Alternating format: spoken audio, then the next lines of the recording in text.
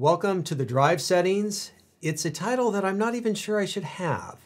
Drive refers to the motor drive, or the sequential movement of the film, and now through digital that doesn't make as much sense. This is more shutter control in some ways. When you press down on the shutter release, what happens? There's a lot of different options here. There's our traditional drive settings of single and continuous and so forth, but there are many other things that can be put into this category, as you will see. So let's go ahead and dive in. Most of this is going to be in the drive mode. Now this is going to be in the multifunction selection to start with, and so if you hit the multifunction button once to activate it, you can press it again to cycle through the different options. You can also choose the mode dial or the back dial of the camera to get yourself over to the drive mode. And then once you are in the drive mode, you can use the main dial, or that front dial on the camera, to make an adjustment to that particular setting. So let's take a closer look at the options that are in here. First up is single shooting. And this is, of course, where you're going to be taking one picture at a time, and that's where a lot of us have our cameras most of the time. Next up is a high-speed continuous shooting, and this is where you can get 12 frames per second if everything is aligned just right, as you will see here in a moment. Now you can also get 20 frames per second here if you have the camera in the electronic shutter mode, and that's something we'll talk about later on in this particular section. Now back on that 12 frames per second, you got to have a 60% or greater level in your battery, so it needs lots of power, and there's a number of other requirements as far as the shutter speed and the temperature, and as I say, everything needs to be aligned just right for you to get 12 frames per second. If it's not, then you're more likely going to be in the 11, 10, 9 frames a second, but generally you'll be in there. So if you want to get the highest performance, make sure that you're working off of a fairly charged battery, and also at 1,000th of a second, so you do have to be at a fairly fast shutter speed. Then comes our standard high speed, which this seems like it should be medium speed. If this is high, I don't know, that's how my words work. But in this case, we're down at 8 frames a second, which is still pretty fast. Or it's still, kind of strangely, I think, 20 frames per second in the electronic shutter mode. And so whether you are in high or high plus, the electronic shutter is still giving you that really high speed, frames per second. We then have the low speed continuous, which is at 3 frames per second, which can be nice when you want a sequential drive, but you don't want to burn through quite as much data and images at one time. We then have the self-timer and remote options. This is good if you want to get in the picture yourself, or if you're working with the camera off of a tripod and you want to press the shutter release, let the vibration settle out before the image actually is taken. And so I use the 2-second self-timer all the time when I'm on a tripod. It means I don't have to buy or have a cable release out at that time. So these are pretty traditional modes. The key thing is having a strong battery if you want to get that highest performance out. And the 20 frames per second can be done with the electronic shutter, but there's a whole lot of issues with that. So stay tuned for later this section, because we're going to talk more about that electronic shutter. All right, let's talk about the shutter mode. So in the shutter mode, we're going to have the choice between our traditional mechanical shutter and the new electronic shutter options here.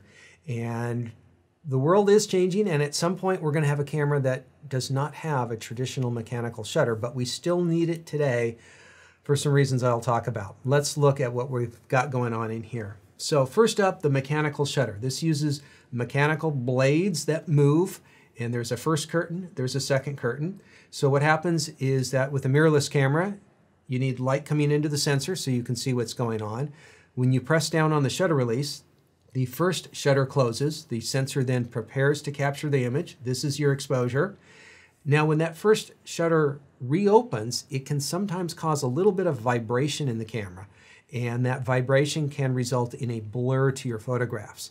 And this might be an issue when you are shooting on a tripod with slow shutter speeds, say around 1/8 of a second. If you are also using a telephoto lens or a macro lens, and so it's in some kind of special use cases where the mechanical shutter may not be the best choice in the world in a particular setup.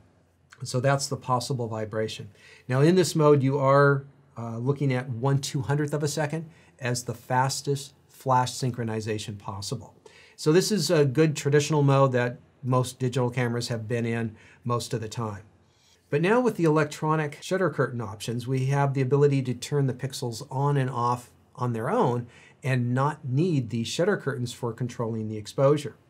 Now the electronic first curtain shutter is a bit of a blend of a full digital shutter and a mechanical shutter. So what happens here is it electronically turns the sensor on, and it can do so very quickly, but in order to end the exposure quickly, it uses the mechanical blades to stop the exposure. In this case, you can actually get up to 1/250th of a second for flash sync.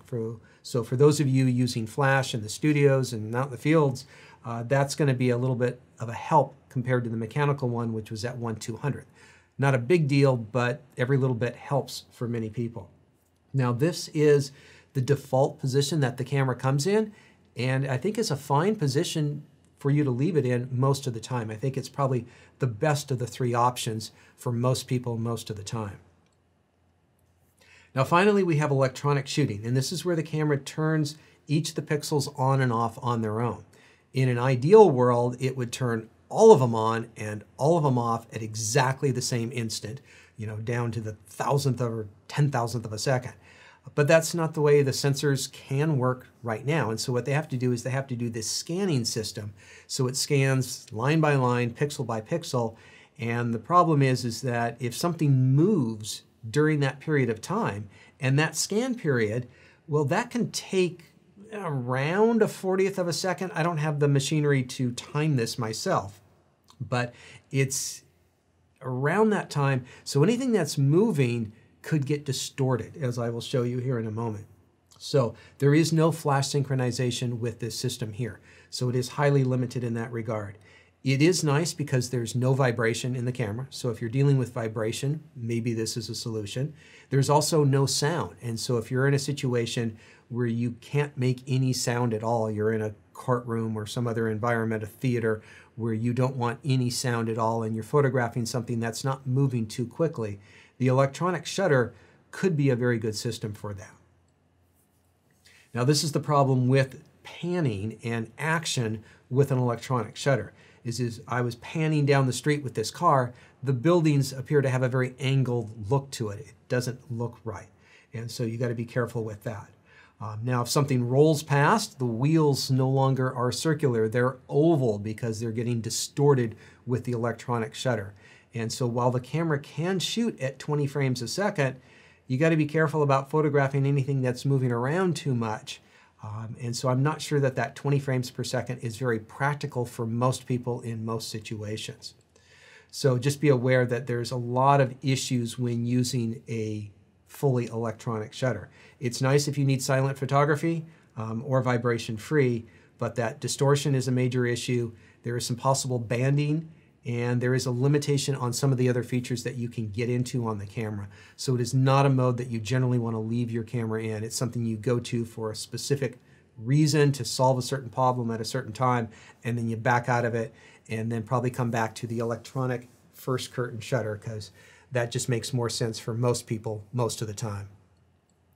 All right, this is one of my favorite modes, the interval timer in a camera. So the interval timer is where the camera will shoot a series of photos, and then you take that collection of photos, and usually working with some sort of video processing program, you compile them into a video. And I like this because it's kind of the reverse of photography. Photography is freezing one moment in time so you can look at it forever, and this is looking at a long moment in time in a very short period of time.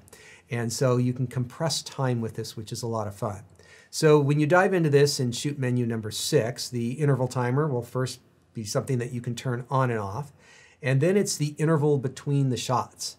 And this is all going to depend on what sort of motion you're photographing, clouds, people, automobiles, and what you want that final video to look like. This will probably require a little bit of experimentation on your part, but a lot of the time lapses I've shot typically have a time lapse anywhere from 3 to 10 seconds for things that move pretty quickly to maybe 10 seconds to a minute for things that move a bit more slowly. Then you can choose the number of shots. Now, time lapses are interesting, but it's not something most people want to look at for a long period of time. So you have to think, what sort of final video do I want to make? And 10 seconds is a nice little clip of video, and oftentimes I'll like to try to get about 10 seconds of good video, which really means I want 5 seconds, and I'm going to take the 5 most interesting seconds of that time. So I'll shoot 300 frames because I often shoot video at 30 frames per second. 30 frames per second times 10 seconds gives me 300 shots. So usually I want to shoot 300 shots as a minimum number. And sometimes I want to go longer than that. If you're willing to have your camera out there shooting for a longer period of time, then you can have a longer video or a bigger place to choose your best little clip to come from.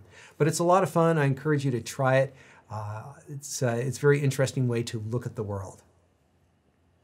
All right, let's talk about multiple exposures. So this is where the camera allows you to shoot 2 or more frames and then combine them onto a composite frame that the camera will compile for you in the camera itself.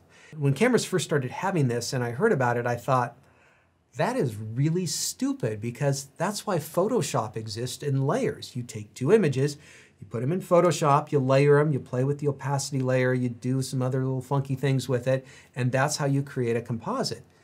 But I realized after getting it in the camera that there's a certain amount of fun and an inherent advantage of shooting things in camera as far as getting things lined up that might be tricky. So for instance, shooting the moon over the city, you can actually see where the moon ends up in a very particular spot. And so if you do want to play around with multiple exposures for some creative fun, dive into shoot menu number 5 and you're going to head up a menu in here with a few options. First up is the on and off. So we have disable for turning it off, obviously. Now there is 2 different on versions. The function control is where you would most likely have this, where you can shoot one picture, review it, check it, make some adjustments, and take a second one. Continuous shooting is for fast shooting. In this case, the images, the original images, cannot be saved. It's only the final image that'll be saved. There's no checking the menu, there's no image review, and so if you're going to be shooting in a very quick style, then continuous shooting. If you want to be a little bit more deliberate, choose the function control. Multiple exposure control, this is where you get a lot of interesting effects. This is describing how the camera will combine these exposures. Now, if you want to do multiple exposures and have infinite control, you want to work with separate photos as layers in a program like Photoshop. But here, you do have some options. So let's take a look at these options. So my test is with some objects in front of a very light colored background. And I have shot the objects on the left and on the right. And then I shot them again with a dark background. All right, so we're going to see some different examples because the way that these intermix with light and dark subjects and backgrounds is very, very different. First up is additive. This is kind of traditional manual multiple exposure, where it is combining 2 exposures. Now, this particular image you see on screen right now, I think is lighter than it should be. And that's because I shot 2 normal exposed photos and it just added up those exposures, and it's now a longer shutter speed, effective shutter speed with that particular image, and it's brighter than it should be. So one of the options is average, and this might be good for somebody who is just getting into multiple exposures or getting into photography and wants to experiment and have kind of good results without a lot of math and thinking. And this is where the camera actually darkens each of those images up and combines them together. If you are a little bit more knowledgeable, you'll probably want to have it in additive so you have specific control. Because sometimes what you'll do in multiple exposures is you'll take 2 photos, but one photo is a greater portion of the exposure than the other one. And you can really play with that in additive, but you can't really play with that in average nearly as easy. There's also the option of bright and dark, where it prioritizes bright objects or dark objects. And you can see the dark objects, dark version, work much better with this light background. When we change the background and we go through these same types of images, you can see that the bright option on the bottom left of the screen, the bright objects really stand out in front of their dark background. In short, you're going to need to do some experimentation on your own, depending on your subject and the background and your exposures as to which one is going to look best. But it is something that's a lot of fun and it is quite a challenge out in the field, and it's very rewarding when you get something done correctly. I shot an eclipse with this using 7 exposures. This is all in camera on one final image. And having this done in the field, getting the exposures, getting it all lined up, it was a bit of work, but now I have it on one single file from the camera, which was nice. All right, you can choose the number of exposures, anywhere between 2 and 9, saving the source images. And so if you are even the slightest bit serious about what you're doing, you want to save your original source images. That way, if the camera does not combine things in a way that you think look good, you'll be able to take those and manipulate them and work with them in the way that you want. If you're just simply goofing around and you don't really care about it too much and you don't want to eat up space on a memory card, then you could just say the result only. But if you shoot JPEGs, you'll end up with a composite JPEG. If you shoot RAWs, you'll end up with a composite RAW. But I highly encourage you on keeping the originals if you have any desire to work with it later on. It just gives you more versatility down the road. And finally, do you want this mode to turn off automatically or to keep in the on position while you are shooting multiple exposures? Some of us who just dabble in multiple exposures like to turn it on and then have it turned off so that we aren't accidentally in a multiple exposure mode. And so, kind of for safety precautions, most people should leave it in one shot only. Only if you were doing this on a regular basis would you leave it in continuously. Okay, there you go, folks. Lots of different drive options. I hope you see some areas where you can go out, experiment, and have some fun.